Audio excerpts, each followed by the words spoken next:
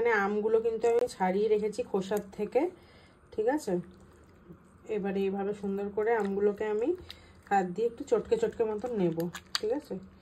চটকে নিই, এখানে খোসা আছে আর এখানে এই জিনিসটা আছে। জিনিসটা কি তোমরা বলতে পারো কিনা আমি দেখব।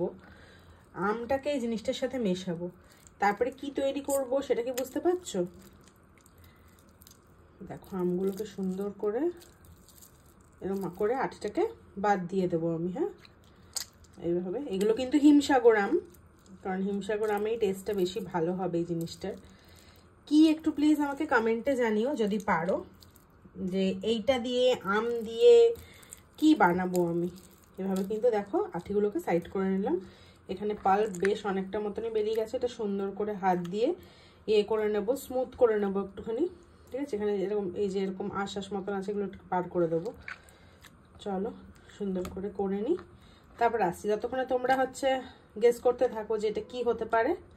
চলো দেখো, এবারে এটা একটা ফ্রেশ পাল্প হয়ে গেছে। এখান থেকে কিন্তু নিয়ে আমি এই জিনিসটার মধ্যে দিয়ে দেব। হ্যাঁ, তোমরা ঠিকই ধরেছো, এটা ছানা, ঠিক আছে। ছানার মধ্যে আমি অল্প অল্প করে পাল্প নেব আর মাখবো, ঠিক আছে। অল্প অল্প করে পাল্প নেব আর মাখবো, মানে পুরো পাল্পটাই আমি ব্যবহার করব, কিন্তু একেবারে না।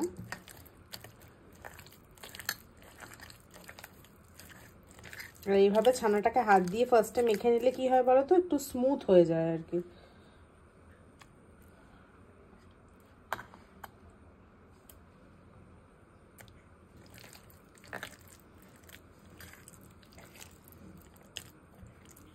চলো আমি সুন্দর করে মেখে নিই, তারপরে আসছি, ঠিক আছে। দেখো আমার কিন্তু এখানে আম আর ছানা দিয়ে মাখাটা পুরো রেডি করে আমি রেখেছি একটা বক্সে।